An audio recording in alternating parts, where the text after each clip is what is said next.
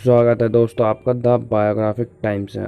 आज हम हिंदी के प्रसिद्ध साहित्यकार श्री रामचंद्र शुक्ल के बारे में पढ़ेंगे। इनका जन्म उत्तर प्रदेश के बस्ती जिले के अगुना गांव में सन 1884 में हुआ। इनके पिता का नाम चंद्रबली शुक्ल तथा माता का नाम विशाखी देवी था।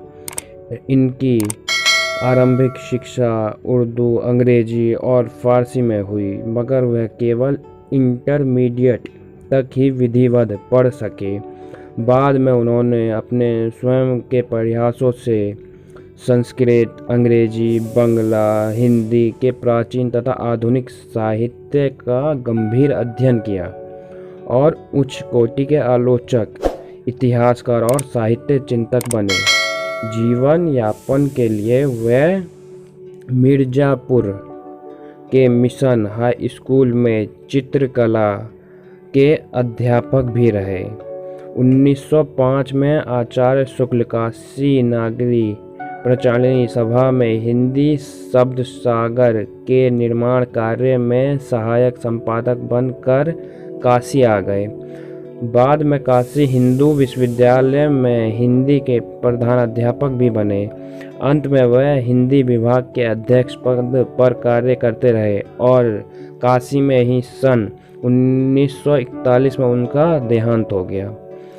इनकी प्रमुख रचनाएं हैं। आचार्य रामचंद्र शुक्ल की कालजयी रचना हिंदी साहित्य का इतिहास है। उनके अन्य प्रमुख ग्रंथ हैं गोस्वामी तुलसीदास, सूरदास, चिंतामणि के 4 खंड हैं तथा रस मीमांसा। इसके अलावा उन्होंने जायसी ग्रंथावली और ब्रह्मगीत सार का संपादन भी किया तथा इनकी लंबी भूमिका लिखी। उन्होंने स्मरणगाथा निबंध भी लिखे और आलोचनाएं भी लिखी। साहित्य विशेषताएं पढ़ते हैं इनकी। आचार्य रामचंद्र शुक्ल ने भारतीय साहित्य की नई अवधारणा प्रस्तुत की और हिंदी आलोचना का नया स्वरूप विकसित किया। विज्ञान, दर्शन, इतिहास, भाषा विज्ञान, साहित्य और समाज के विभिन्न पक्षों से संबंधित लेखों, पुस्तकों के मौलिक लेखन, संपादन तथा अनुवादों का उनका कार्य बेजोड़ है। हिंदी साहित्य के इतिहास को सुव्यवस्थित करके उन्होंने अपने कार्य में हिंदी कवियों की सम्यक समीक्षा करते हुए इतिहास में उनका स्थान निर्धारित किया।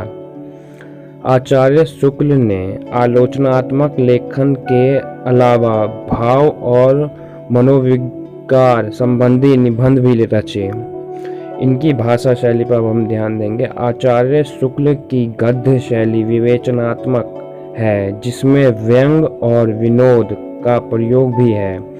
उनका शब्द चयन और शब्द संयोजक व्यापक है, जिसमें तत्सम और प्रचलित उर्दू शब्द का प्रयोग है। उनका शैली सहज, सरल होने के साथ सारंगित, विचार प्रधान है और वाक्य रचना सूत्रात्मक है। उनके कार्य में विचारशीलता, सूक्ष्म तर्क, योजना और सादृश्य का समावेश है। उन्होंने लोगों के जनहित के मुद्दों पर उन गरीब जनता का हमेशा साथ दिया है। वैसे तो उनके बहुत से काव्य और निबंध प्रसिद्ध हैं, लेकिन उनमें से एक प्रेम घन की छाया स्मृति, जो उस समय लोगों को बहुत अधिक पसंद आई थी, उसमें उन्होंने संधि की भूमिका प्रमुख थी। लेखक इससे किस प्रकार प्रभावित हुआ, इसका इस निबंध में बड़ा चिंताकर्षक चित्रण है। अगर दोस्तों आपको यह जानकारी पसंद आए तो कृपया वीडियो को लाइक करें, शेयर करें और सब्सक्राइब करना ना भूलें। सब्सक्राइब के बाद बेल आइकन का बटन जरूर दबाएं। धन्यवाद।